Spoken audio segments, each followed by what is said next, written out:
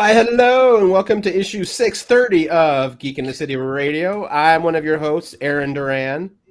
I'm your other host, Binarita. And I am your other host, Cable Hashitani. What's shaking, everybody? It's Tuesday. It is Tuesday. Tuesday's new show day. That's it. That's kind of all I got.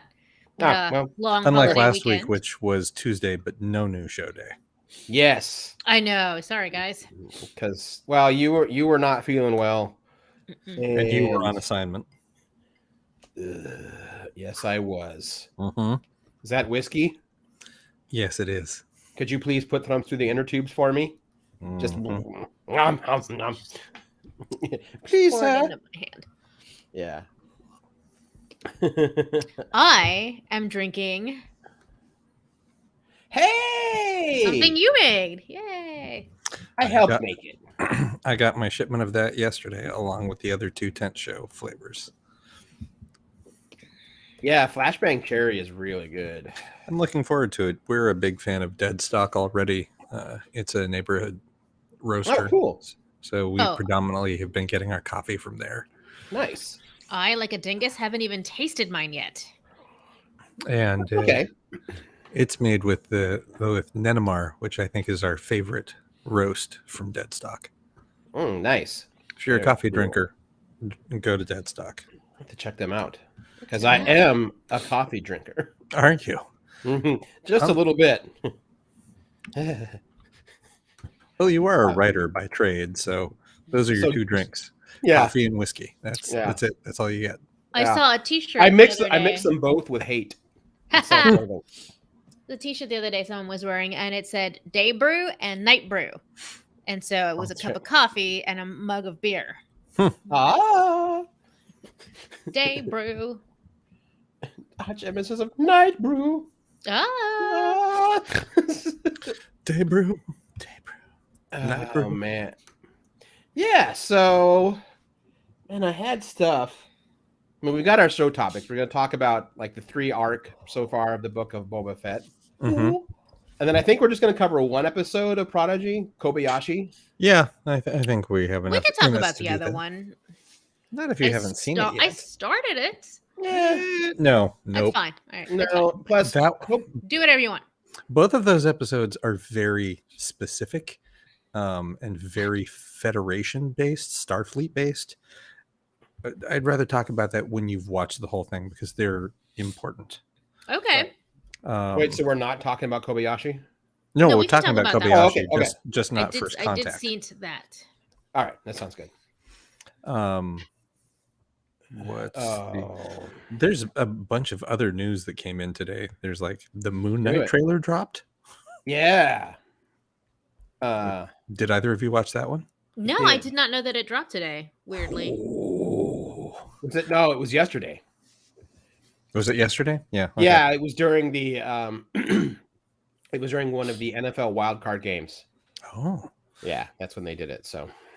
Yeah, so it premieres March 30th. If you haven't read any modern Moon Knight books, now's a good time. You've got about a month and a half to, two and a half months. Power load that. Yeah, and it does seem like it's very much drawing on the more modern interpretations of Moon Knight. Mm-hmm.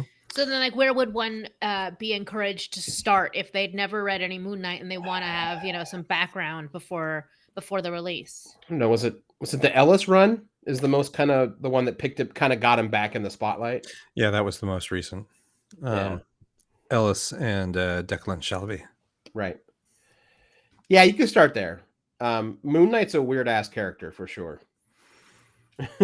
Oh yes, and the Jeff Lemire, Greg Smallwood run followed it. Yeah. So it is also great. If you also would rather read that than anything that Warren Ellis wrote. Yes, I could get how some people maybe not want to read his stuff right now. Right. I mean, yeah. You will also learn that there aren't casual Moon Knight fans. No. Okay. There are people, rabid. Yeah. Sorry, go ahead. Let's say there are people like who read Marvel like, yeah, I know who Moon Knight is, and then there are people who are like, fuck yeah, I know who Moon Knight is. Guess which camp I fall into? The first one. Yeah. I mean, yeah, totally- it's obviously the first one because you never talk about it.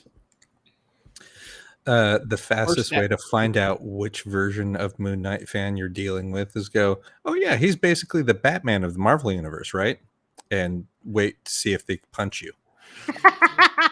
I always got made fun of for liking Moon Knight because all of my friends were like, he's just the Batman of Marvel. That's why you like it. I'm like, that's so wrong on That's every not what level. he is. I've He is not definitely what he heard is. that though. I've heard that said. Yeah. Yeah. He's powered by Because- the moon, which is awesome.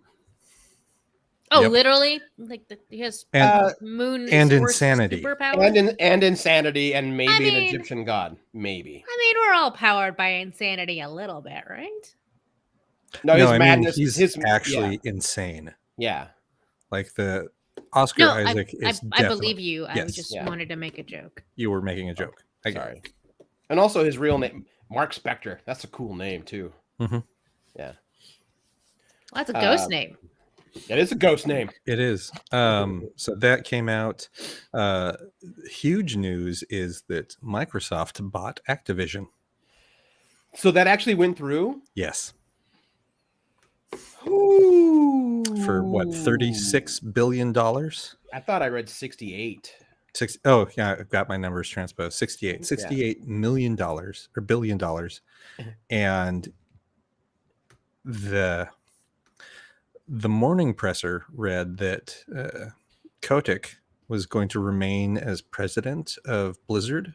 Kotick is the president under whom all kinds of sexual harassment shenanigans happened that got swept Right. under the carpet. This afternoon, that got updated allegedly to he's out. So I think we're still waiting for confirmation on that. But that's still huge, huge news. Yeah, it's weird, man. Like, are they going to pull the same shenanigans they're pulling with Bethesda? In that they're going to make it, because Bethesda is now Xbox only, which means folks who are waiting for like Elder Scrolls 6 and you have a PlayStation, you're SOL now. Oh, Yeah. Huh. So I wonder if they're going to pull that same shit with Activision games. It's the same thing they have with Bungie, isn't it? Yeah, but I feel like they helped kind of form Bungie. Like I feel like they invested in part of Bungie. Okay, so that like it was born that way. But then they got rid of it because Bungie does. I could be all wrong here. Bungie does Destiny. I think Xbox just wanted to own Halo. I didn't know Bungie did Destiny. Never played Destiny, so I believe. I could be wrong. I'm sure I'll get hate mail on it. The same way I'll get hate mail when I say I don't like Destiny.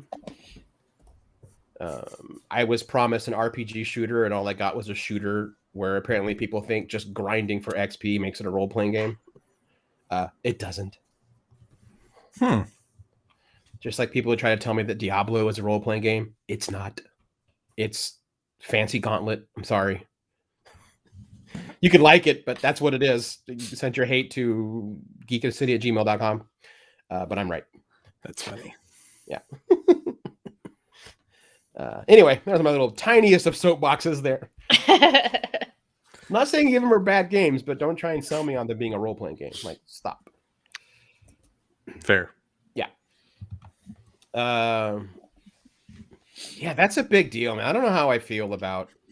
I mean, Activision was already a beast to begin with, and now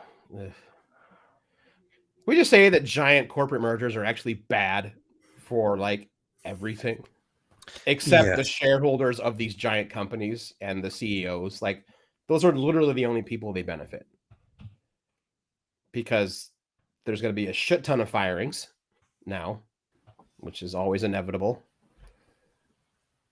And the games are never better. Ever.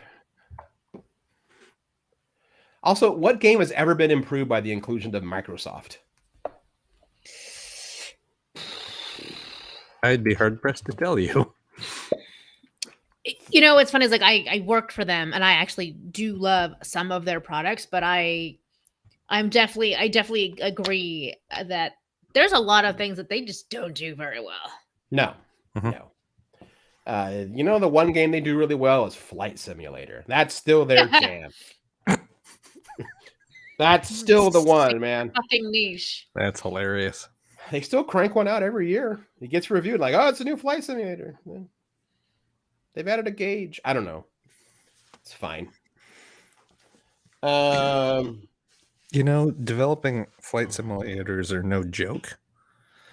In that is how the person who owns Guardian Games made his money. Oh yeah, I'm not ripping on it. It's great, but it's like that's what the only good game Microsoft has. Boy, am I going to get hate mail for this. Oh well, it's fine. Oh well. Speaking of getting more hate mail, people whose opinions on video games I normally trust recommended that I buy and play Outer Worlds. I no longer trust these people's opinions. What's I Outer too Worlds? was under the impression that would be a really fun game, and I was underwhelmed. Yeah, it really badly wants to be a mix of Mass Effect and BioShock, and it sucks at both. Like, corporations are evil, and all they play are advertisings. I was liking it to Fallout, or at least the one Fallout that I've ever played. Okay, I've only played one Fallout, and I didn't like it, so I gave up on Fallout 2. Yeah, and like the combat gets really fucking repetitive. Like there's no challenge to it, and the whole theme of like corporations run everything / a little thread of libertarianism is just done better in BioShock. Like in every measurable way, it's performed better in BioShock than in Outer Worlds. I'm like, all right, great. It's won a lot of awards. Yeah, it Really? has. Yeah. I don't know why. It's not that good. My main thing was like the story was just like almost non-existent. Yeah, it has like no story at all. The story is pointless.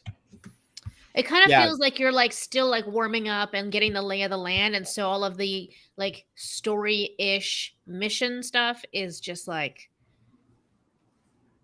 you know, like episodic. Yeah, it's but you haven't gotten. But then by the time you're supposed to get to like the bigger arc of the story of the game, it's basically over. Oh, really? Because I don't know where I'm at in terms of the main story. Yeah, I know. I finished the whole thing, and that's why I'm like, that was over very suddenly in terms of story. Yeah, I'm on Monarch now, which I guess is a big deal, and I'm still just like, okay, great, this is fine. I actually, one of the crew members you pick up, I'm more invested in her dating this engineer chick who runs a space station than I am in my own story. Like, I'm like, I want to help her have her first real date with this woman she finally got the courage to ask out. That's the more compelling story than the let's save all these frozen people in the galaxy and bring down the board. I'm like, whatever. I'm going to help someone find true love. That's really all I give a shit about. She was the best character in the game. Yeah, Pavarti, whatever. Yeah, she's the best. Yeah, these are not ringing endorsements. Yeah. Her and the pirate medical officer you pick up. Yes, that's a good one too. She's hilarious. I have all the other companions. I don't let them go with me because they're boring. Yeah, I bring the weird engineer who's really bad with people, and she's always trying to like, Captain, I didn't mean you. And the literal pirate space doctor who's like, yeah, they're more, I mean, I can patch them up, but they're way more fun to shoot them. Also, she's got like a silver spoon background. Yeah. So that just kind of adds to like her hilarity, her hilariousness. Yeah. Anyway, that was the Geek in the City Radio game corner. Video game rant, I guess. Unprompted review of a 12-year-old game. I don't even know how. No, Outer Worlds came out last year. Yeah, it came out in 2019. Oh, 2 years ago. Really?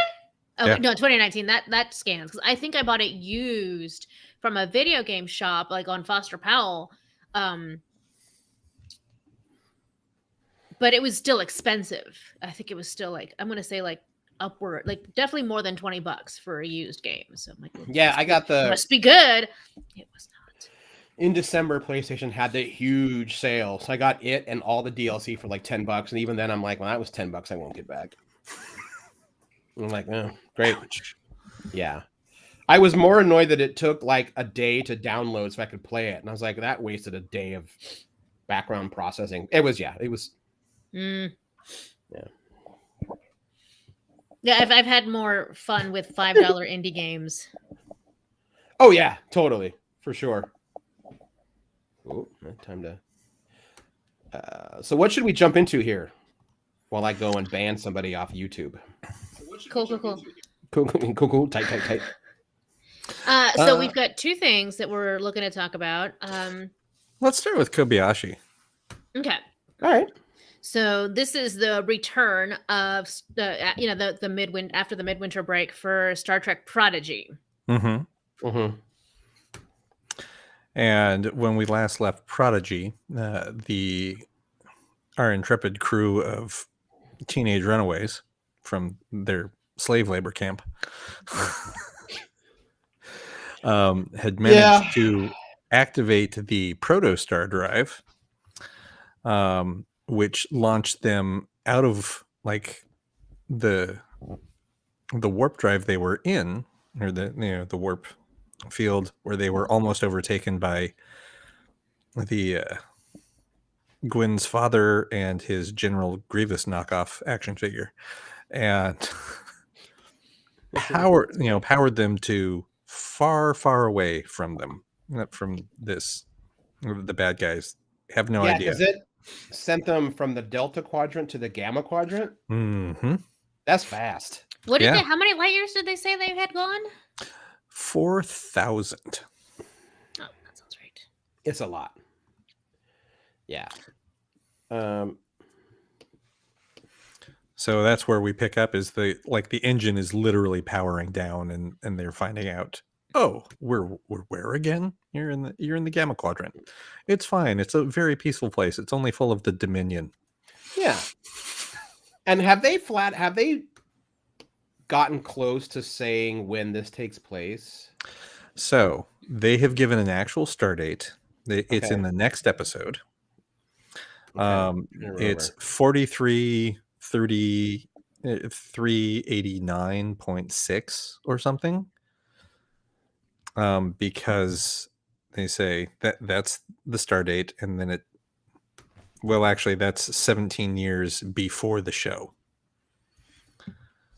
Right. So because it's been the ship's been missing for a while. Yeah, the ship's been missing for 17 years.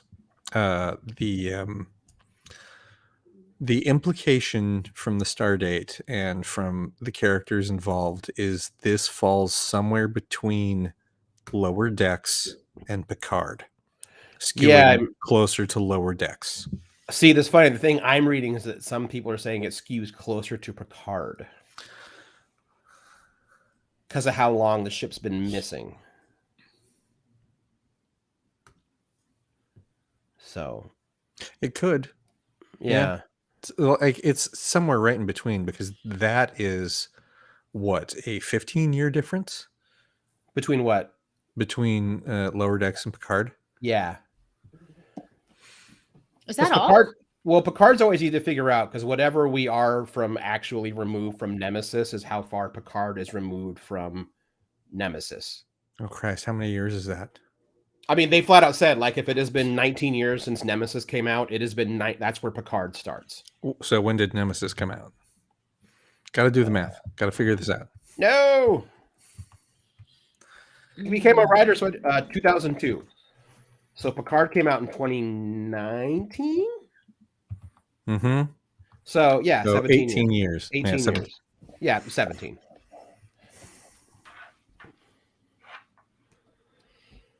Lower Deck, and the anniversary of the like Picard had left Starfleet 10 years before, something like that. 10 years before Picard. Yeah. So Lower Decks still takes place a good 5 years before that. Oh man, I hate. Well, hold on, wait a minute. I hate thinking about this because we keep seeing Happy Troy and Happy Riker in Lower Decks, and it's like, oh fuck, I know what happens. Hold on here. I'm gonna give you guys. Oh no, I can't. Can I do that? I guess I can. I found this timeline that I am like trying to find the right area for right now. Why are you being so difficult today? Computer. I don't know how to computer anymore. Because I spend my days on a iMac. That's what I know. Oh, right. Okay, so I'm looking at Picard series roughly takes place 20 years after the events of Star Trek Nemesis, which would set it in the year 2399, or 12 years after the destruction of Romulus. It would make sense that 2 years after that, Picard would have gotten disenfranchised with Starfleet and left. Mm-hmm. Because 2 years after the destruction of Romulus is probably when the refugee program kicked in, and then the android uprising on Mars, which sent Starfleet into a paranoid spiral. Because that was like that incident is when he left. Because the android uprising is what caused the ships that they were building at Utopia Planitia for the refugee removal from Romulus. I have it. Yeah. I have it right here. 2381 is where Lower Decks season 2 is happening. And then and that overlaps with the Planitia shipyard stuff, because that says that's from 79 to 86. And then Prodigy is 83. So then it's only 2 years after the current position of Lower Decks. Fuck me. That doesn't make any sense. It sort of does. I mean, kind of. Oh, and here we go. In 85, another 2 years from now would be when, another 2 years from current Prodigy is when the Utopia Planitia shipyard is destroyed. So that's Picard season 2. Picard season 1. Utopia Planitia. I'm sorry, season 1, episode 2. I misread that. Yep. Thank you. Oh. Anyway, it's all very confusing. It is, but yeah. In a general sense, that's where it's taking place, is between those two. Yeah, I'm just trying to think, because it's like, because Janeway is in Voyager era uniform, like hologram Janeway, which is really weird. I didn't even catch that. You'd think she would be in Lower Decks style uniforms, right? For that matter, so would the captain of the Protostar. Yes, and he's not. I don't know if Denise knows who that is yet. No, that's given away at the end of Kobayashi. Oh, Kobayashi? Okay, that's Chakotay. Yes. Spoilers in this episode, guys. The episode's been out for a while, so I'm not great at like reading and identifying and then going in and dating uniforms, but like I'm pretty sure Spock was in his those were TOS era uniform, and so was Uhura. Those Scotty was in his motion picture uniform because it was the older Scotty. That was just something that the holodeck did, because the holodeck said you get to pick, and he's like, "Give me the best of everyone ever." We can just dive right into it now, since we've touched on hologram Spock. So the Kobayashi, the episode, centers around Dal discovering there's a holodeck on the ship, and he hears that he's not quite ready for Starfleet standards, and stumbles across the Kobayashi Maru and goes, fuck it, I'm gonna prove you that I'm better than anyone in Starfleet. And it goes well. Oh yeah, it goes exactly the way you think it's gonna go. It actually did, and then it really didn't. I mean, the one thing I'll add is I find it hard to believe that the computer allows for so many random variables, although it was amusing. I mean, doesn't everyone take the Kobayashi Maru before they officially become a captain? Well, everyone who's interested in command takes the Kobayashi Maru. That's a lot of people in the in the long-term sense. Yeah, I actually do find it intriguing that they still somehow are able to keep it a surprise. Christian said the same thing, and I'm like, and he's like, doesn't everybody know? I'm like, yeah, after a fashion, everyone knows that the Kobayashi Maru is a no-win situation, but Dal doesn't know jack shit about the Federation, so it makes sense in this context that he has zero idea that he's not supposed to ever win. Oh yeah, no, that I get. Yeah, no, it's a more meta conversation about how what an open secret it is. And not even a secret. I feel like eventually it would become kind of like blasé. You'd be like, oh, I got to do the Kobayashi Maru tomorrow. I got to get ready. I got to get ready to suck. I feel like eventually Starfleet would have to like mix things up, and like which we kind of know if you watch the one short trek, Ask Not with Pike and the woman who wants to be an engineer. She's a cadet, and he's brought in as a prisoner under a mutiny.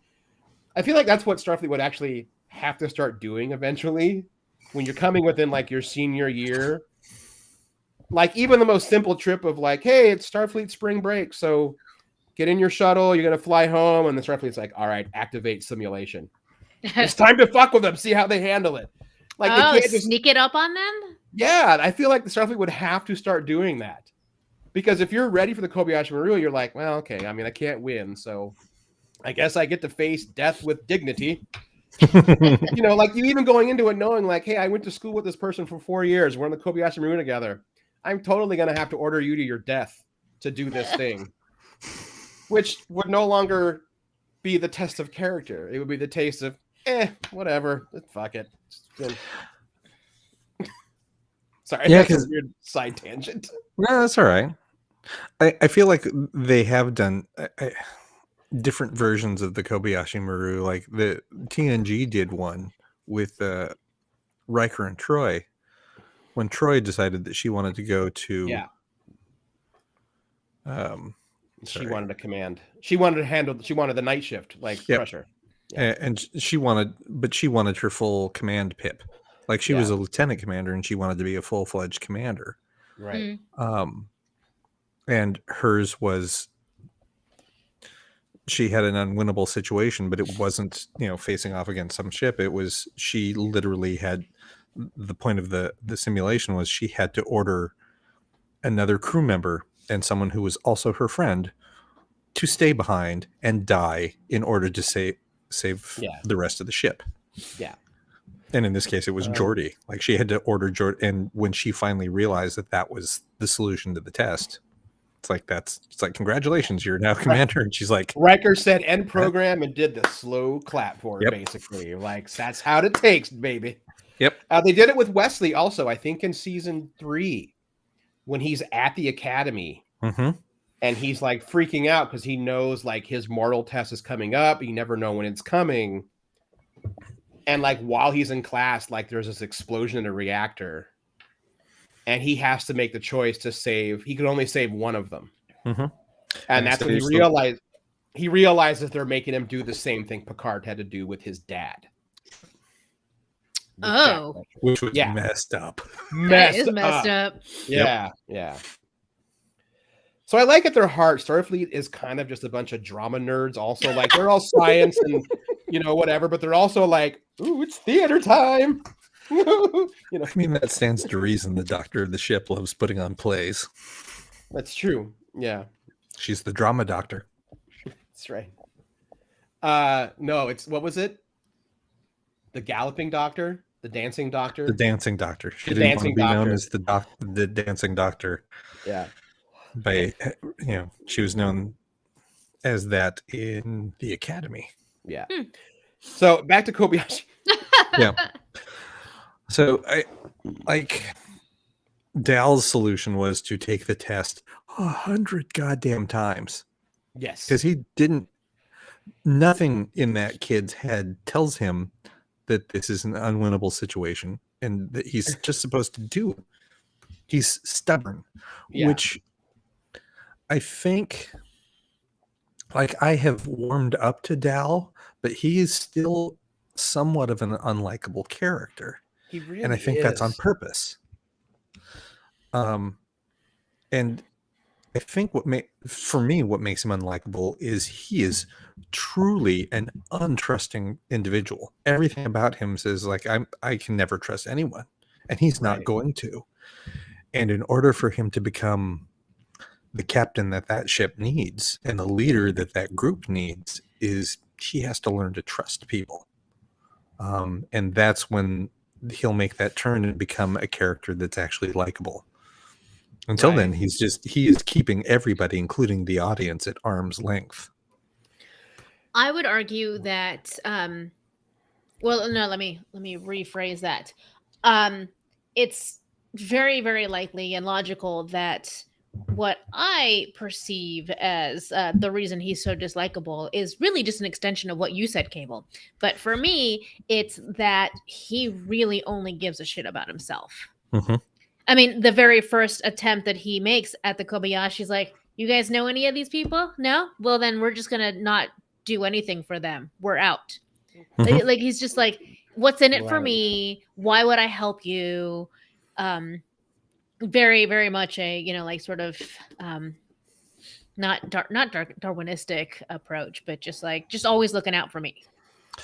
More of a Nietzschean approach, to be quite honest. I was going to say more of a modern Republican approach, but you can go Nietzsche. That's fine. You're not wrong. No, not wrong. Yeah, he's still not. Man, I still don't like him. He still makes the show hard for me to watch. Yeah. I like him better after the episode that follows. First Contact, I think, is the... Denise, I think you're really going to like the First Contact episode. It does help a lot, yeah. I'm looking forward to seeing how that plays out. Painfully. But it makes you want to root for the characters, Dal included. I appreciate that at the end of his very unconventional solution to the test that he still fails Right. and realizes, and then through that failure, that's what gets him to realize it's like, oh, I'm supposed to listen to my crew. I'm supposed to not think of myself. I have to think of everyone else. That is the role of captain, is to think about everybody else. I will say that like every episode, Dal learns some sort of a lesson, but I guess he's just coming from such a low, like the bar is set so low for him that he continues to be a shithead 6 episodes in, even though he's constantly learning how to be better. I think that episode that's coming that you have yet to watch, First Contact, you get a really big and clear answer as to why he is the way he is. Yeah. I did start it, and I assume it has to do with his Ferengi like pseudo foster parent. That's it. Yeah. And she is clearly an old school Ferengi that does not participate in the Reformation of Ferenginar. Right. She just hung out at Quark's with Quark. Like clearly she's not Ferengi great again. I mean, she's not exactly a traditionalist because she's she was wearing clothes and being out in space and conducting business. Before the Reformation.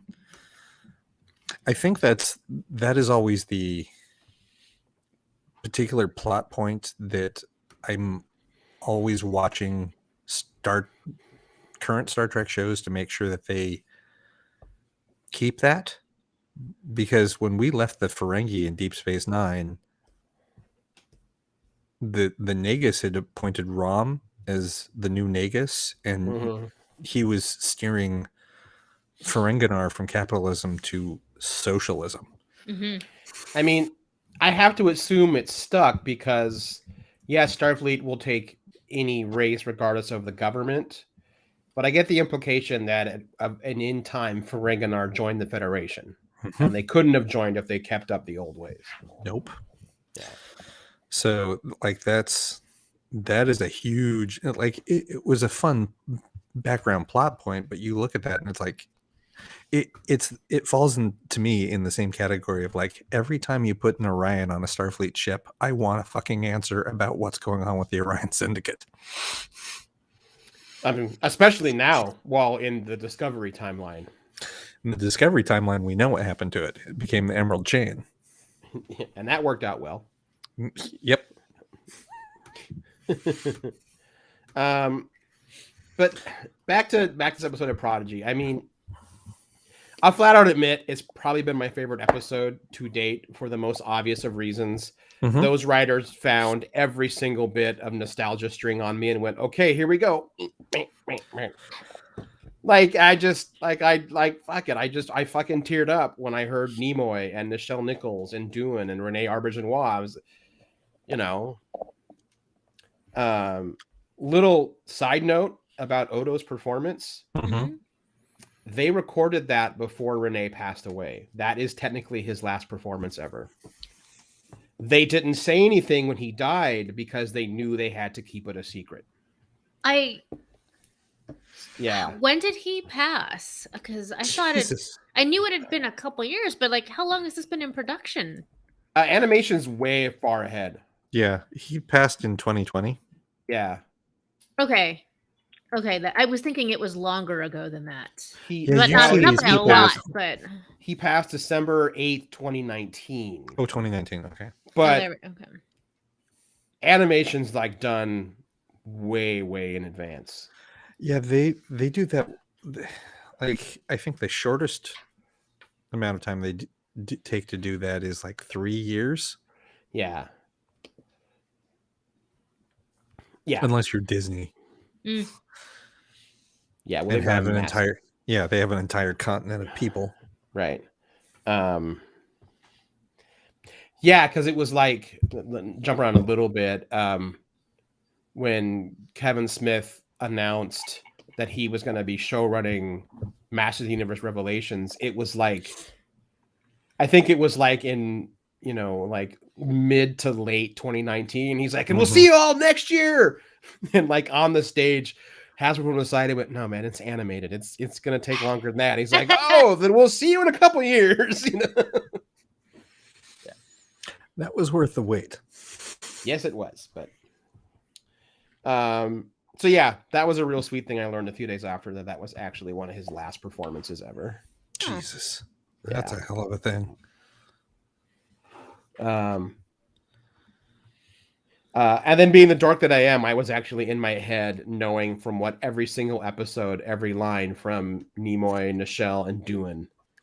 Where they were pulled from? Where they were pulled from. Yeah, of course. every single one of them. And yeah, one of them's from a movie. One of Doohan's lines. I'm not finding the credit in his IMDb. Someone may not have updated it, but I think like the Trek writers like said like this is what he did. So regardless, they did a really good job of like pulling in usable audio. Yeah, it was actually pretty impressive how they pulled it off. Mm-hmm. There's only a few times it felt stilted, but there were definitely a couple times, especially with Spock, because he had the most lines. I was like, oh no, that's old Leonard Nimoy versus a lot of the other lines were when he was much younger. Yeah. His was the one, but it didn't matter. I still found it very enjoyable to watch, and it was a nice thing to see for sure. So basically, I think we're saying that the return for the second half of Prodigy has started out strong, and yes, I will also say the first contact it remains strong. So yeah, I'm looking forward to it. It'll be good to see where the rest of the season goes. I know we've got like 3 more episodes to go. Yeah. It has also already been greenlit for season 2. Good. Right. That was a little bit of Trek news today, which was not all that surprising. We've talked about this before. What other Trek news? What other Trek news? Like we've talked about before, Paramount has now officially given the lineup how basically starting this year, there's never really going to be a break of new Trek content on Paramount Plus the way they're staggering it. That also will mean like half seasons. Like Discovery is on a season break right now. It comes back the back half in February. The They have already today they officially announced they have greenlit season 5, which I felt like was going to happen, no matter how badly a small percentage of Trek fans always claim to have inside knowledge that Paramount's not happy. They don't know. They have no idea. It's always like, I know a guy who works for a guy who totally serves coffee to. I'm like, no, you don't. Like, there's more Star Trek in production than ever before. Yeah, there's almost as much Star Trek in production, like in this current decade, as there have been in like other decades combined. Oh, I know. Yeah. So yeah, I don't really give any water to those. Yeah. Strange New World season 2 was already been greenlit. Picard season 3 has already been greenlit. Lower Decks, I think season 4 has already been greenlit. Like it, and I believe like the head of Paramount and CBS have said like, no, Trek is like our juggernaut on this streaming service. I don't really watch anything else. Because their streaming service is awful. It really is. Oh no, lies. I watch Drag Race. That's cool. But that's the only other thing I use Paramount for. Back when Discovery was new, I would cancel the service between seasons because there's nothing else. Yeah. Oh, they do have a bunch of Nickelodeon stuff now, but that's a lark. Which Prodigy is part of.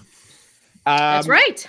My little niece, who is 8, like Star Trek would be on in the background, and I didn't care because she was 8, and she's 8-year-olds now are not like when I was 8-year-old. You could put me in front of TOS, and I'd be like, ooh, but 8-year-olds now need a bit more to grab their attention, and yeah, there's a lot more of the world is catered to them now. So yeah, I popped on Prodigy and like she's hooked. Like it's on her favorites on her sign in for Paramount Plus, and I'm like, yes. Wow, Paramount is really turning into a drug dealer, huh? Or tobacco industry, if you want to go, with that. I mean, that's fine. Same thing. Tobacco's if it's sweet Trek.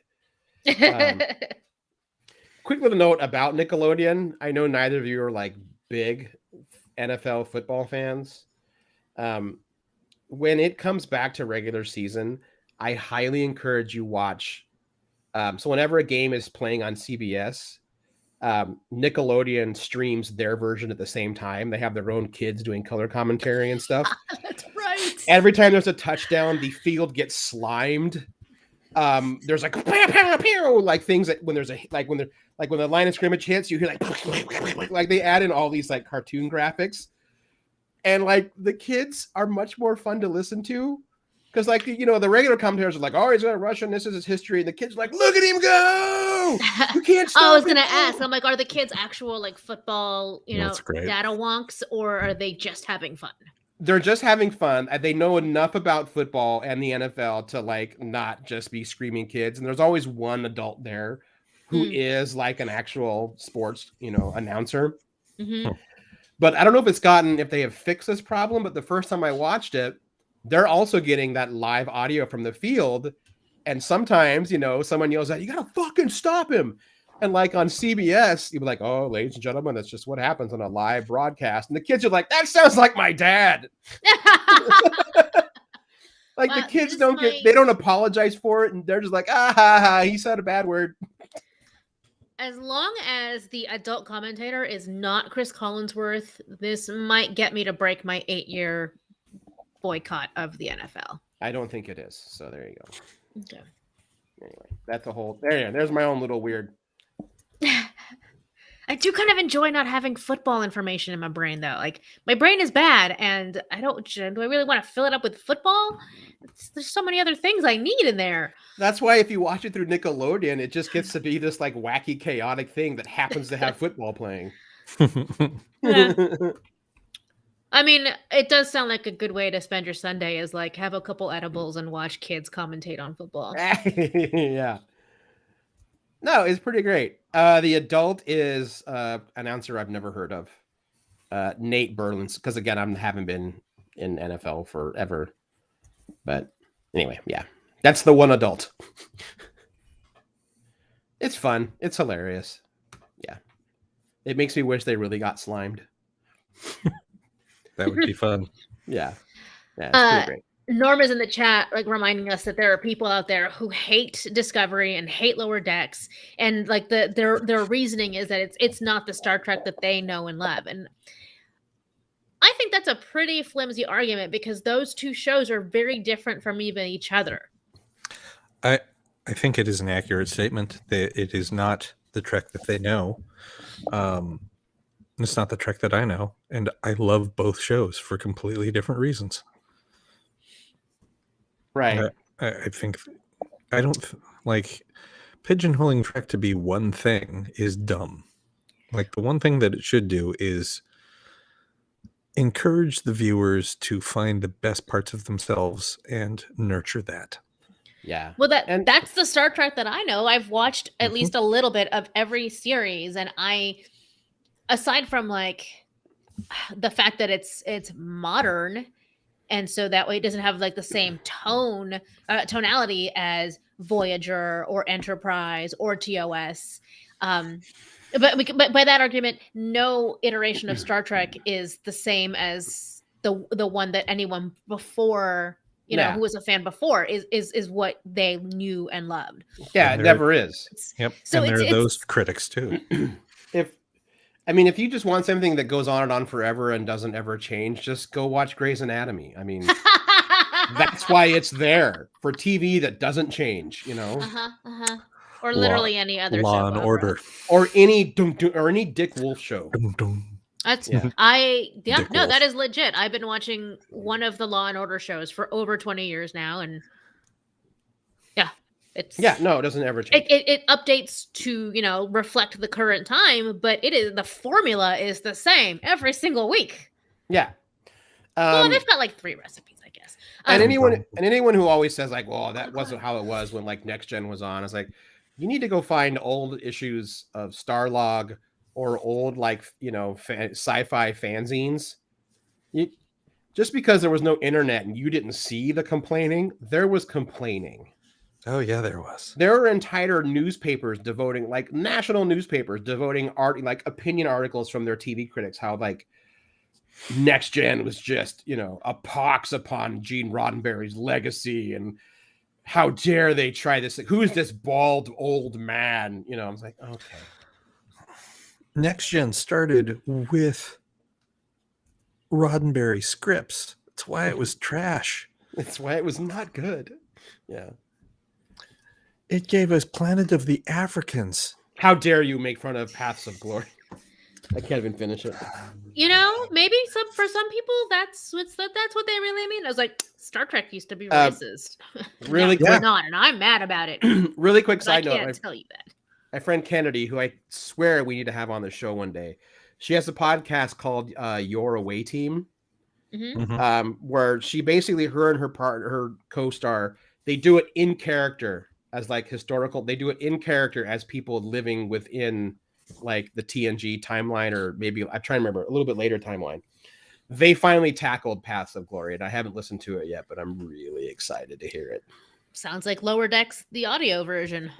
Yeah, they're gonna. It's no, they're very serious about it. Like they don't. Oh, they don't have fun with it or make it funny. I assume. I mean, there's humor because what they're doing, but it's not meant to be funny. Yeah. I mean, the humor just happens naturally. It's not a joke show. Gotcha. Yeah. Oh my God, Paths of Glory. So bad. Oh my God, so bad. So yeah.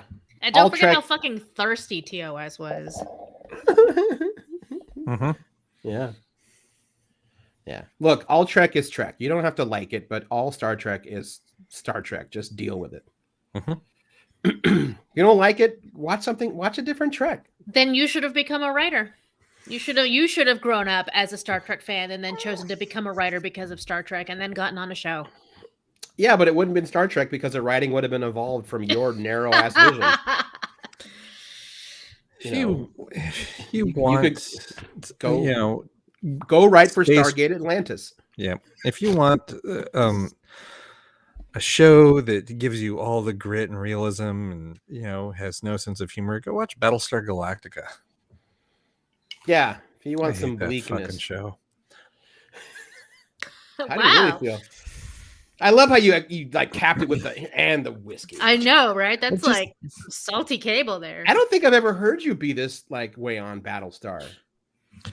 We don't I talk think about it much. We're far enough removed from it now. It's like I tried to get into it. I never could because it was the fans. It was the fans that pissed me off. Oh, Because well, that's not the show's fault. it is the show's fault.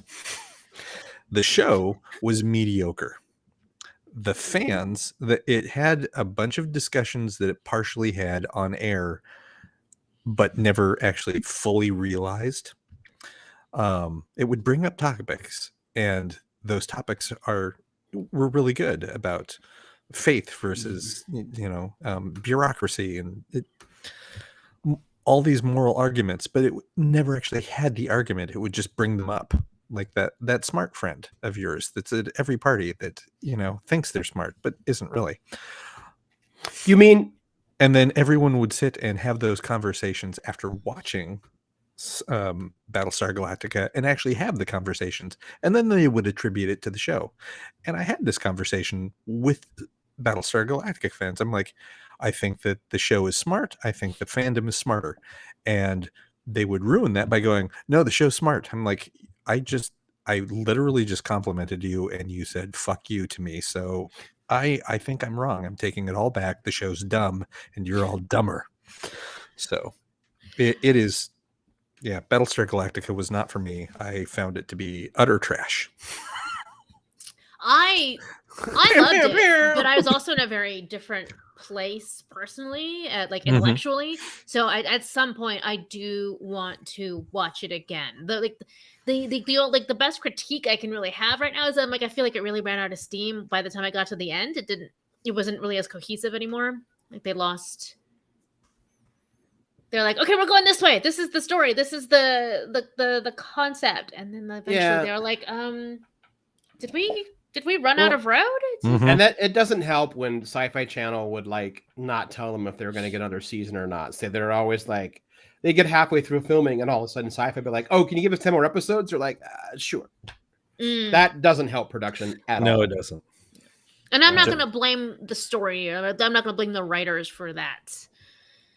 You do what you can with the contract that you are given. Yep. Yeah. This is true. This is very true. Let me write that down. I'm very pleased with that sentence. There you go. You deal with the contract you're given. You do what you can with the contract you're given. All right, that's good. Well, before we move from the universes of Star Trek to Star Wars, I feel like we should focus on a little corner of this galaxy, mainly one that's on Southeast Hawthorne. Oh, but they're not sponsors anymore. Oh, but you can still go check out Asylum. It was just through the holidays. Oh, it was just through the I didn't know that. Yeah. Oh, I missed the memo. Yes.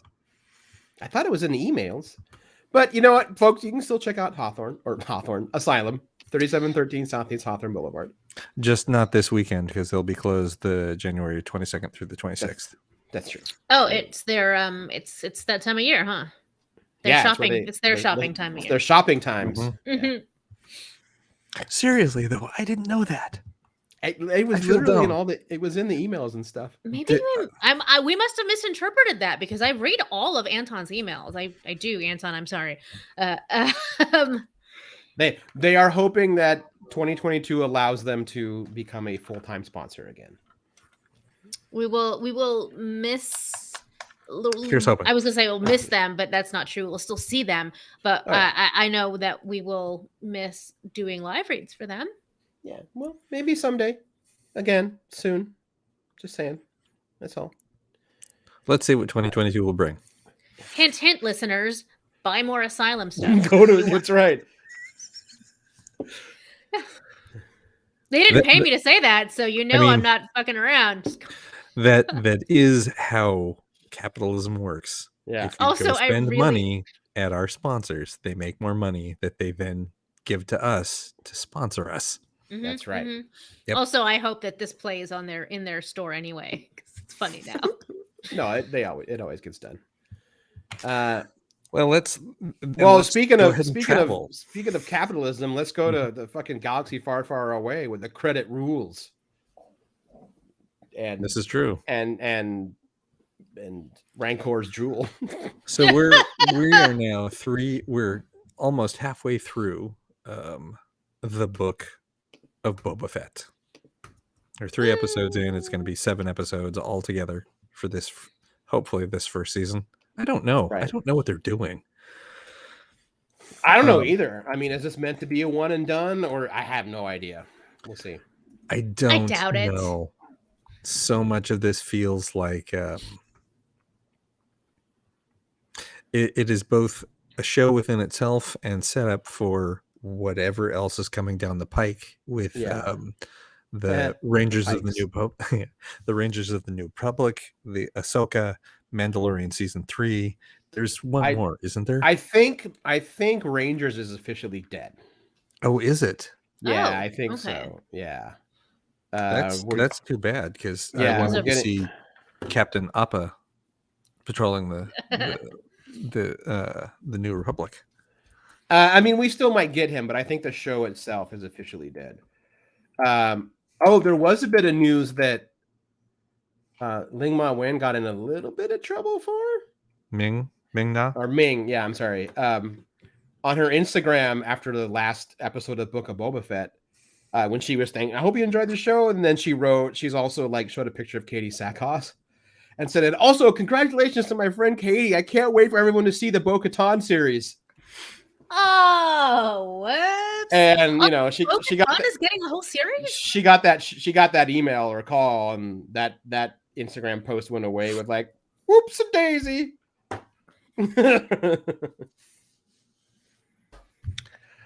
Well, that's good to know. Yeah, so apparently we're gonna get a Bo-Katan series. Good for Katie Sackhoff. Well, I mean, it makes sense because I can't imagine them. BSG alum. I can't imagine spending all of season 3 of The Mandalorian with the Darksaber. I don't really care. Now, if you want to jump that over to a different show, fine.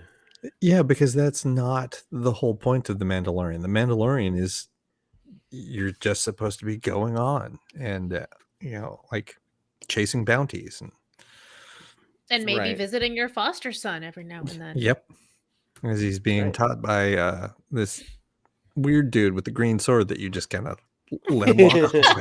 It's fine. Hi, guy I just met. Please take this baby. And by baby, I mean he's 50.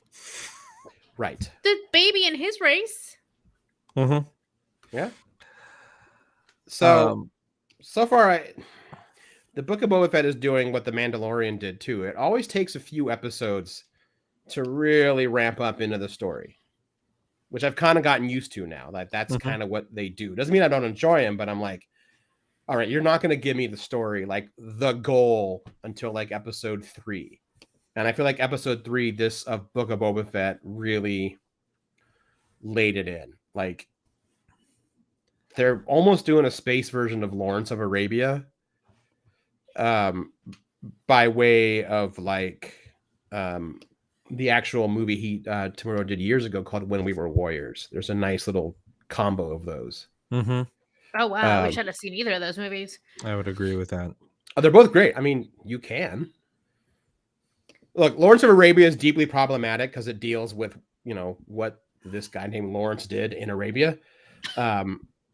That really explains a lot. Thank you.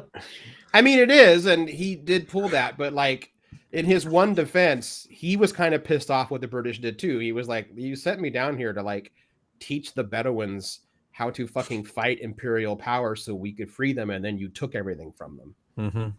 So, because the British are gonna do what they're gonna do, colonize.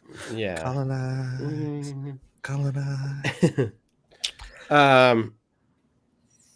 Yeah, so that's what it's kind of felt like. And there's weird little nitpicky things that I'm trying not to let eat away at me. But so basically, where we're at right now, just to give everyone the overview, we've seen where they left off with Mando season 2 was Boba killed Bib Fortuna and took the throne of Jabba the Hutt for himself, which means he should be the in control of Mos Espa. Right. And what we've seen is challenges to his power, him attempting to establish ties, taking a completely different tone than either Jabba or Bib Fortuna had. And being really diminished for it. And also getting flashbacks of his time on Tatooine between escaping the Sarlacc pit and getting his armor back during season 2 of Mando. So yes. So now you can nitpick all you want and talk about details, because that's where we're at. It's just dumb little things. Like, I don't quite know like why he needs so much time in the Bacta tank, because when we saw him in The Mandalorian, that was not a person that has to spend a lot of time in a Bacta tank after doing some fighting. Apparently, it gets into the amount of time he was in the Sarlacc and the amount of tissue that he's still regenerating. Like, he was still like major internal damage, not just the messed up skin. Yes, like he was significantly scarred. Okay, it just feels weird. Like the guy who's fighting in the Book of Boba Fett does not, in my head, match the guy who fought in the episode of The Tragedy in The Mandalorian. Like, he just doesn't seem to have it. And maybe because they're trying to play him as scaling back a little bit. He doesn't want to rule through fear and pain and destruction. Which he's stated. Yeah. No, this is a valid point to bring up. It's just, it's weird. I'm like, okay. I've been at the point of,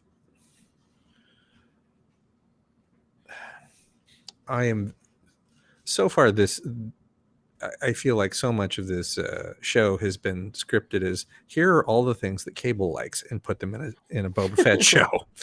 I'm like, Jesus, man, that's like that seems unfair. I'm never going to be able to give you a fair critique.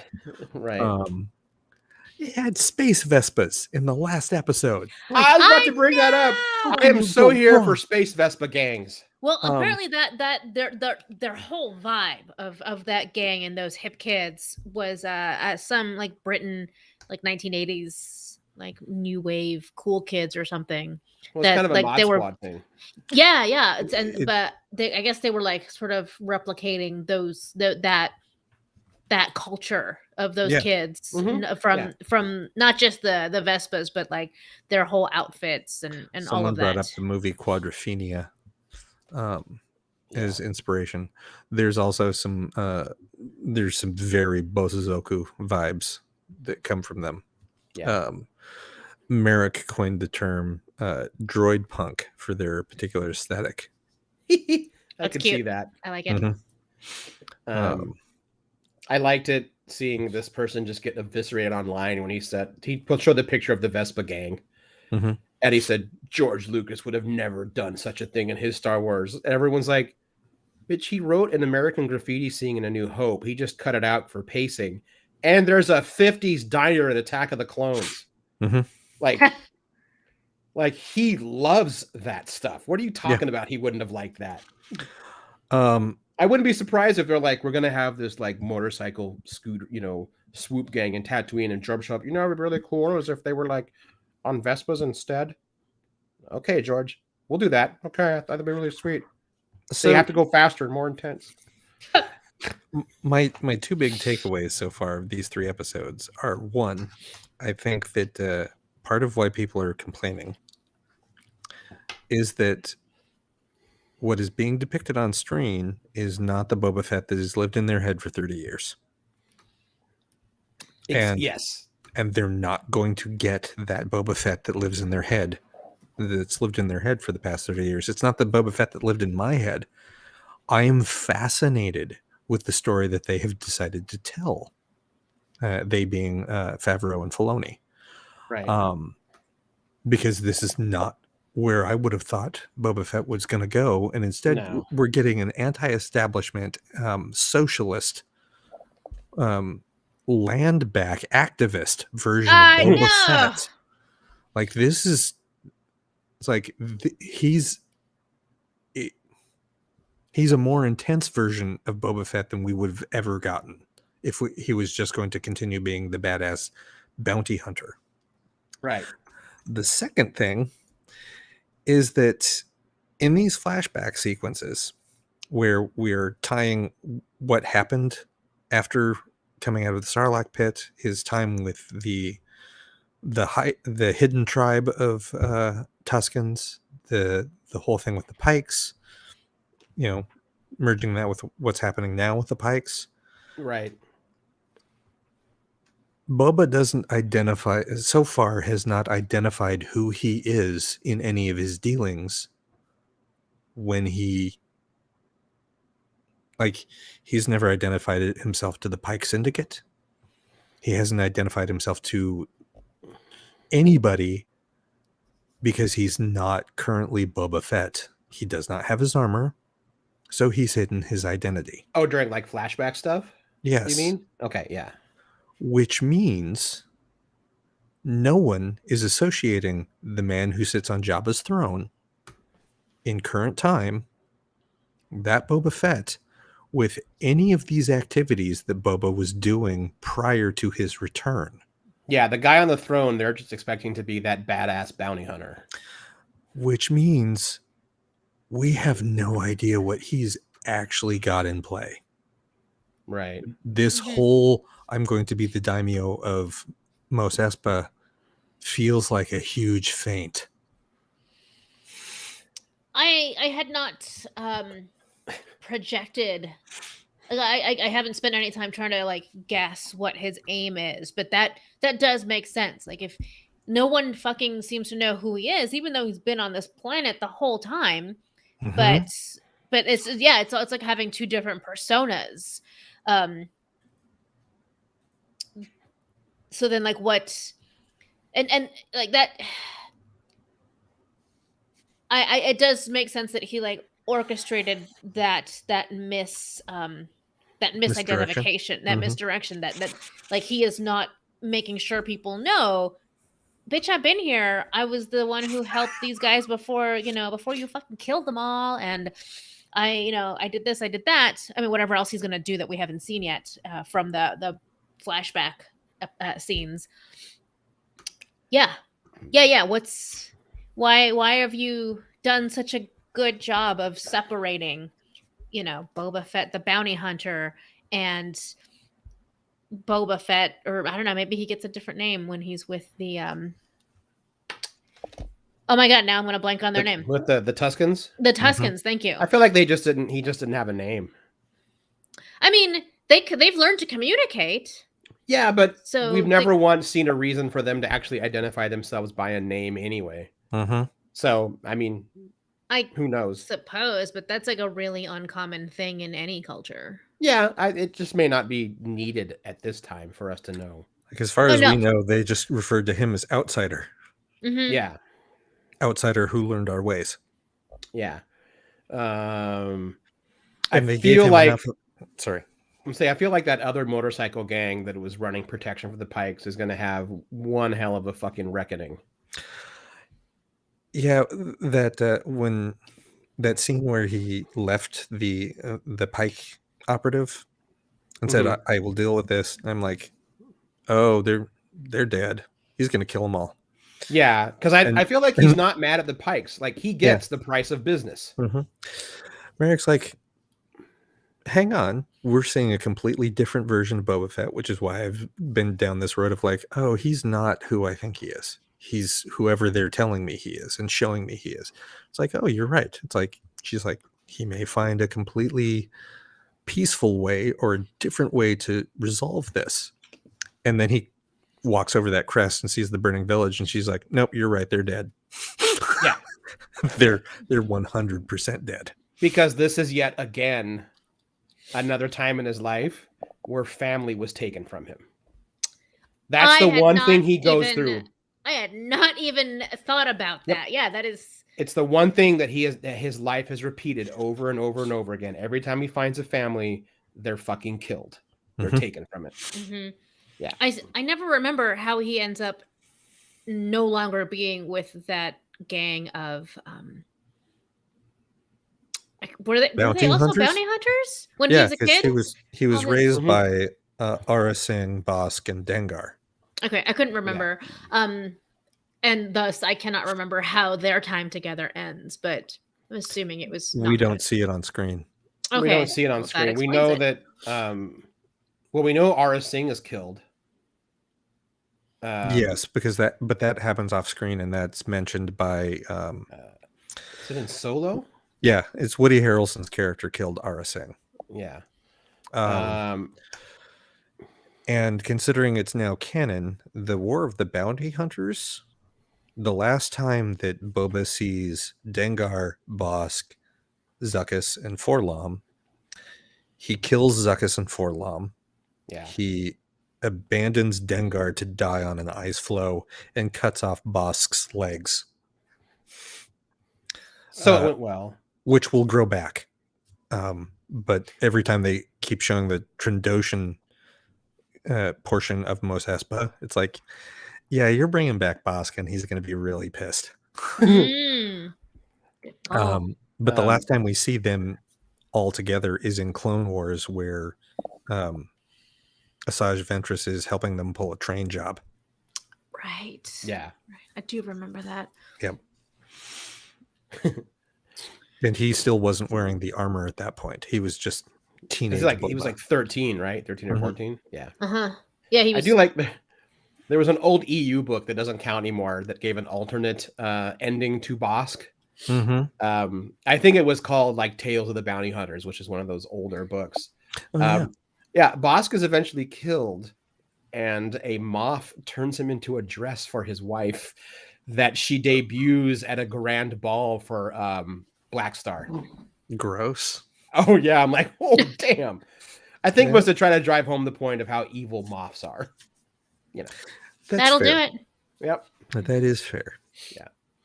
I really go ahead. Sorry. I like how crazy the internet went over the not cameo, I guess, but the introduction of Black Chrysanthemum. Oh Jesus. The Wookiee. Yeah. Did you see? Sorry, I had to plug things in. Did you see Kieran Gillen's tweets about that? I don't. Yes. Think that I did. There were two. The first was, you either live long enough or you either die the hero or live long enough to see the internet thirsty about a Wookiee you created. Yeah. Which was followed by, I just went back through my first initial drafts for the Darth Vader comic, and I shit you not, my working name for Black Chrysanthemums was Nubaka. I remember that. Yep. I missed both of those. They were hilarious. Nubaka really gets me. I like that one a lot. The episode 3 had a lot of cameos. Oh, we got Bomar Monk back, the spider with the brain, which is always fun to see him. The Star Wars universe now has Danny Trejo, which it does. We didn't know it was missing, and now it's complete. I should have seen it coming because it's a Robert Rodriguez co-helmed show, and he puts him in everything. Like there was no way Trejo wasn't going to show up at some time. We get Rancors. We get Stephen Root. They stole my water. That was great. We get a reference to the Witches of Dathomir, which always makes me happy. God, there needs to be more of that in any of the new Star Trek stories. I love them so much. Every time I see them, I get excited. Even when I played Fallen Order, the Star Wars game, which is pretty good. Like all the stuff on Dathomir is great, and I'm annoyed that the witch who ends up joining you doesn't get much of an arc. She's just kind of there, but it's still cool. I think that Boba Fett riding a Rancor into battle is the most extreme Chekhov's gun I have ever seen used. Yeah. That's intense. And I look forward to seeing that on screen. I did love I did like the look that Boba Fett gives whenever Danny Trejo says, the Witches of Dathomir used to ride them, in his face of like, ride? What? The comment that he makes, it's like, I have ridden beasts 100 times the size. It's like, you just referenced the Christmas special. Yeah. Son of a bitch. Yeah. It's pretty great. Yeah. Again, that's all that Favreau and Filoni are doing, are stitching together every single bit of the Star Wars universe. Mm-hmm. Just going, no, we're just putting it all. It's all there, all of it.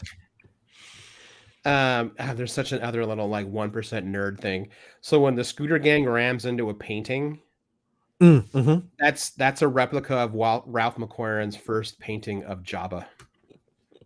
Oh wow. Yeah. It's great. Yeah. Ooh. It's a nerdy ass show, man. It is. I did want to make a point because I just saw this in the chat going on about the cleanliness of the scooter gang. Because I did have know why Boba told Chris Santon no hard feelings. I presume it has something to do with the Darth Vader book, because the two of them, that's when we first see Black Chrysanthemum, he's standing side by side with Boba Fett because they're working a job for Darth Vader. Yeah, Oh, that's what it is. Yeah, this is. Yeah, when he this goes, is not it's just business. Yeah. Oh, I'm sorry. That was all set up for a pun. God damn it, Zach. Oh. Anyway, this is me hiding the chat again because I can't watch this shit. So this whole argument about the like I had this discussion at work because folks were bringing up, it's like I don't get why the scooter gang, it's like they're stealing water because they have no money and have no jobs, yet they have pristine bikes and pristine clothing. And I'm like, so you're a millennial, you're Gen Z. And they're like, yeah. I'm like, you have no money, and yet this is in pristine condition, and you have like you take very good care of this. You have this piece of technology. Why? They're like, well, because it's what I can afford, and so I take care of it.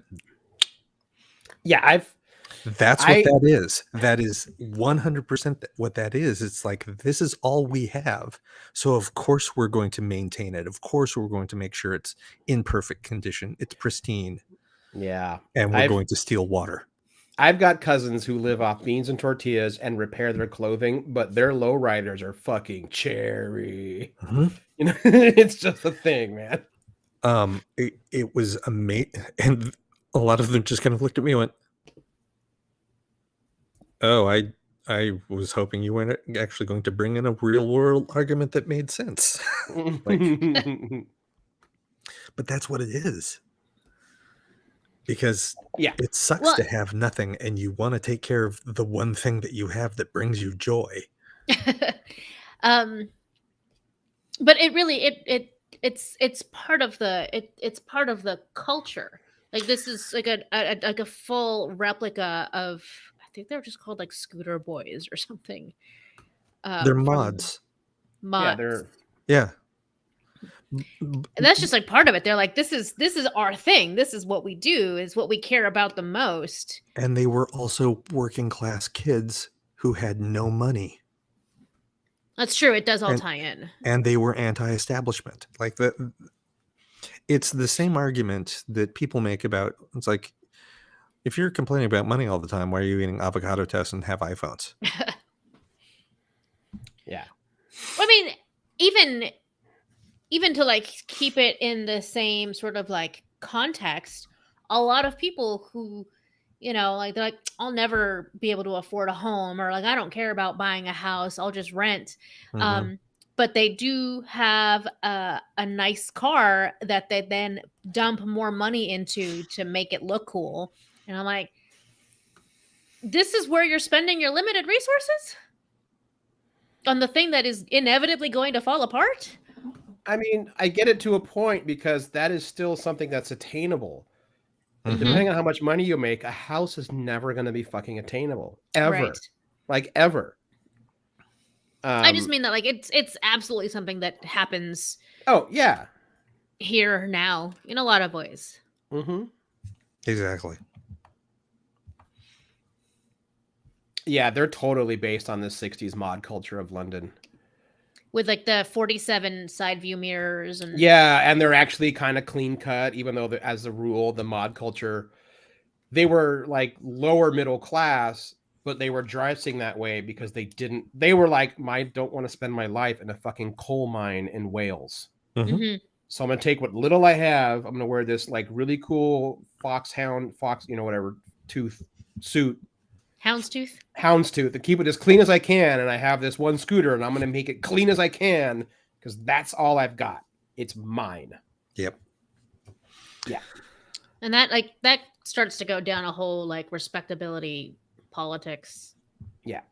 discussion that I don't want to have. But that's this is not the first time Filoni has used Star Wars to talk about class warfare in and modern Favreau, culture. he's doing it too. Yeah. But I mean, like, that's when Clone Wars took a 2-episode arc to talk about war profiteering. Right. Or the one Jedi general that did not see clones as living beings. They were just tools he could send to die. Or that casino planet in what is it, episode 8? Yep. Yeah. I love that sequence. I get exactly what they were doing. I sat there going, like, oh. That part when he says, let's see who owns this ship. Oh, he sells ships to the bad guys. Oh, but wait. And the good guys. And the good guys. Yeah. The one thing something I'm noticing with the show too, this takes it back a little bit to my early opening rant about how a game really wanted to be Mass Effect. What I'm seeing in the non-flashback scenes of the Book of Boba Fett is he's doing that thing you're supposed to do in Mass Effect, which is all the side missions and get all these supposedly lower class people to be on your side, so that when you do the big ass assault against the big ass bad guy, they don't have allies anymore because you've taken them all. Yeah. Yeah, it's 4 little punk kids on their little Vespa scooters, but he's also, he's cut a deal with the water guy of like, I'm going to make you do this and be fair. You can still make a profit, but you can't gouge people.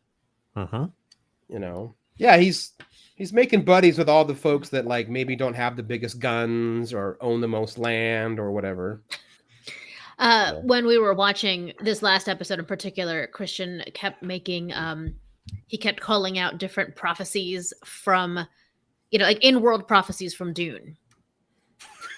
A little bit, yeah. Including like riding the Rancor, like getting all of these locals on his side, going out into the desert blind.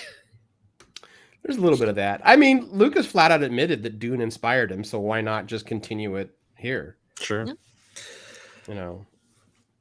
My prediction for where this is going is I honestly think that there is a Tatooine is for Tuscan's agenda that's going to be revealed that's going to mess up everybody except Boba. Yeah. And I think the only person who's in on any of it is Finnick. That is radical, and I love it. I hope you're right, because I want to see that. And it's definitely like that is a message that is like really building steam, I think, in the real world.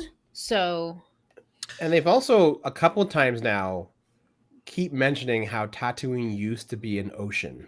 And I keep wondering if there's going to be more than one season, if the other big reveal at the end is that like they've learned that like, oh, the ocean's still there. It's just deep underground now. Yeah. Kind of thing. Which could be interesting. I think that when we get to the end of this, he's not just seeking power over a criminal empire. He is trying to do right by the entire planet. I am my dark horse hope, not Dark Horse the comics, but who are doing Star Wars again. Yes, they are. My hope is that the big cameo at the end of this is Omega. I keep hoping that too. We'll see. Under what context? I don't know. Trying to find her brother. Oh, duh. Thank you.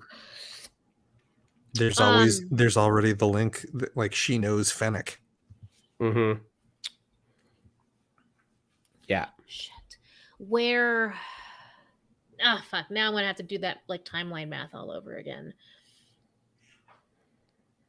But She's essentially anywhere between what, 2 to 5 years younger than Boba. If that, 2 to 3 years younger than Yeah. Boba. Yeah. He was Alpha. She's Omega. Yeah, because he's 10 in Clones. Mm-hmm. She's 9. 8 or 9. Yeah. 8 or 9 in Bad Batch, and you figure she's being created. Well, obviously, a year or so before Revenge of the Sith. No, they'd have made her a couple years after Attack of the Clones, because it's roughly 10 years between Clones and Sith, right? Right, because she was made before the Bad Batch was actually made. Yeah. Yes. Yeah. Because she's like, I watched you all, grow up in your cylinders. Mm-hmm. Yeah. Yeah, because she's technically older than all of them. Yep. Like, they're her older brothers, but she is really the older sister. Yeah. There's fun stuff going on. I'm enjoying playing the game of like what if kind of thing. Mm-hmm. Yeah. I'd also still like to see Cad Bane. I know, man. It'd be pretty sweet. I do admit we are calling the show the Two Old Asians show. I mean, Tamura is 60. Ming Na is 58. Now with the old Mexican. Danny Trejo's like 72 or 70. Do you think he's going to be around more, though? I thought it was kind of a one-off. He'll have bit parts, I bet. I think you'll see it's a one-off. No? No, if he's there to help Boba learn to train a Rancor, he's kind of got to be there. That means he's part of the court. No, you still need a gamekeeper after the training is done. So yeah, he could. I wasn't expecting to see him like continuously. Right. I mean, it makes sense he'll just show from up. an acting standpoint. It's like, oh, is he actually a regular? Yeah, I think he is. Yeah. I also think this is not the last we've seen of Blacker Stanton. I think he's going to loop back around and go, well, now I owe this son of a bitch a debt. Yeah, totally. Yeah. That's the code. Well, I mean, although he turned his back on the Wookiees, so he may not, but that may still pull at him a little bit of like, I gotta fucking do it. Mm-hmm. Son of a, yeah. Yeah, it's good. I like to see where it's going. Another kind of fun angle is when you think about the fact that like Boba Fett has never had a good experience with a large, powerful body or governmental force treating people well. He has no belief in that kind of structure. The old Republic sucked. The Empire sucked. He probably assumes the New Republic sucks. Mm-hmm. He's like, no. Yeah, people should take care of their own. These massive things are garbage. He trusts credits. Well, can't fault that. I think credits and the blaster at his side. I think when we wrap the first book of Boba Fett, hopefully the first season, I do want to delve into this whole word choice of daimyo over crime lord. Yeah, I've seen that over times too from other people of Japanese descent of like, why they got to use daimyo? Like, just make it crime lord or create a Star Wars word. Because that's very specific. Daimyo does not mean crime lord. Yeah, no, yeah. So, like, they're being very specific about the language they're choosing, and I want to watch the whole entire season to get a better read on that, because it's like, all right, that's the one Japanese word you use. Okay. Mm-hmm. Yeah. And it's like it, because your leads are Asian and Pacific Islanders, so because that word suggests that like there's a bigger boss that he's answering to. That there's a shogun. Yeah, there's a shogun.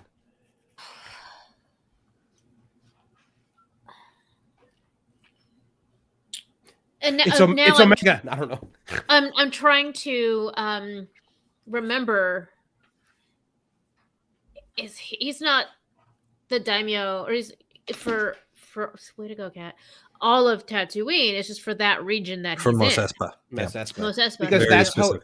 because that's even back in the day. That's how Bud Fortuna was referred to as. He was the daimyo to Jabba the Hutt, He was the major domo. or major Jabba the domo. Hutt. Yeah, that's right. Yep. Never mind. It's something different. And then he takes over as daimyo after Jabba gets killed. It's confusing because people think because major domo makes it sound like it is also No, I mean, Japanese, but it's not. Like major domo. I think it's British. Yep. What are you doing? It's the fact that there's also the No, it's confusing it with like domo arigato. That's probably where people get that from. It's actually got Latin roots, and the Spanish used it first, and then the English anglicized it, and then the Portuguese took it, but it started what was the pre-anglicized word?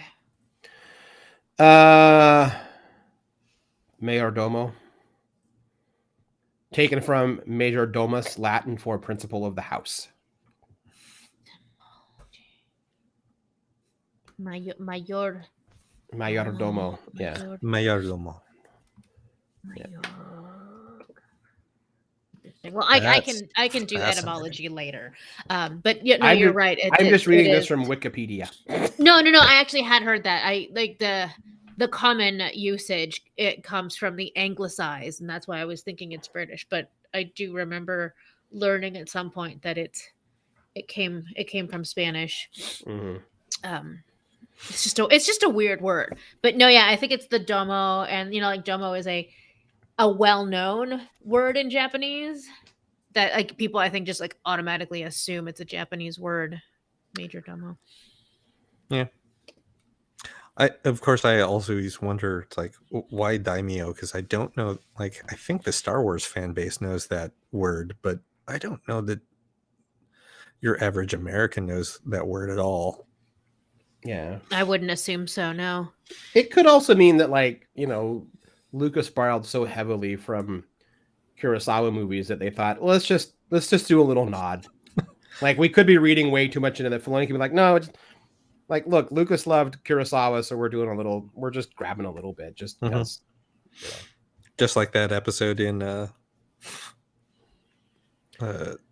Mandalorian season 2, the Jedi episode. Oh, yes. That was 100% a Kurosawa movie. Yeah. Well, we should wrap up tonight. Yeah, we've got a full shows coming up. Yeah. I have to reference our shared folder to find out about potential interviews and whatnot. That would be great. Yes. I will do that tomorrow morning. I believe it's in 2 weeks. We start a new segment, which we would love a title for, but we are finally doing a deep dive into Avatar: The Last Airbender. That's right. For reals this time. For reals. Yeah. FRTT. There we go. ATLA FRTT. That's not what we're going to call this. That's fine. Yeah, that's too many letters. That's it. That's a thing that we do in my house. So. Okay, gotcha. That's a lot of work than just. It is. Only because I just think about it. It rolls right off the tongue once you're used to it.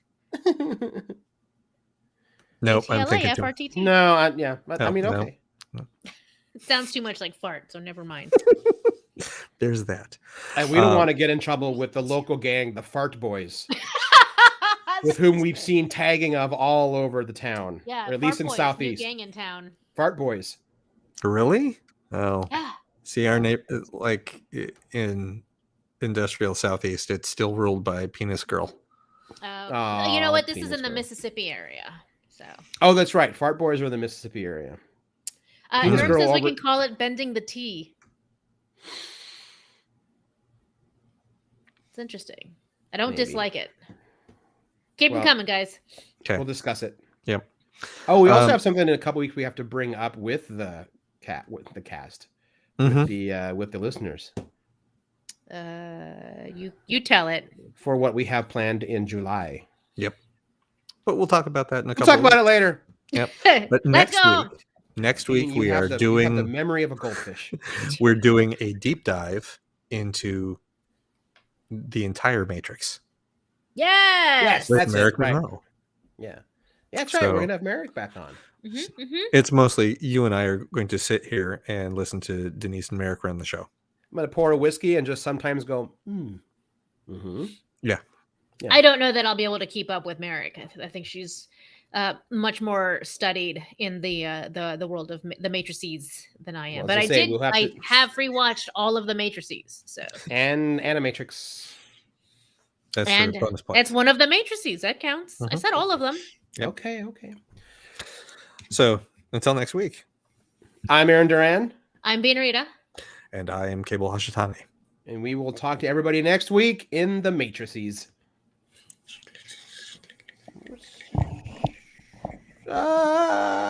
Whoa! Nerds.